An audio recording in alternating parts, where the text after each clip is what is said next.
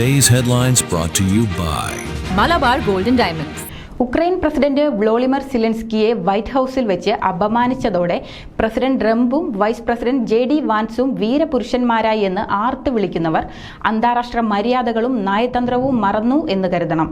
കാരണം US സഖ്യരാഷ്ട്രങ്ങൾ വരെ US നേതാക്കളുടെ സമീപനത്തെ അപലപിക്കുകയാണ് ചെയ്തത്.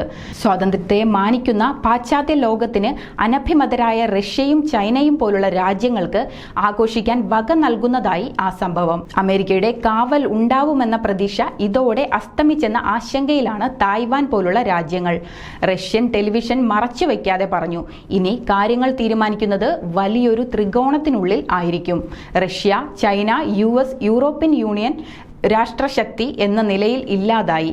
ഉഭയകക്ഷി ബന്ധങ്ങളിലെ കുതിച്ചുചാട്ടം Russian security council secretary Sergei Shoigu വെള്ളിയാഴ്ച ബെയ്ജിംഗിൽ പ്രസിഡന്റ് ഷി ജിൻപിങ്ങിനെ കണ്ടു. ഉഭയകക്ഷി ബന്ധങ്ങളിലെ കുതിച്ചുചാട്ടം എന്നാണ് ചൈനീസ് മാധ്യമങ്ങൾ പറഞ്ഞത്. This news reels brought to you by Malabar Gold and Diamonds.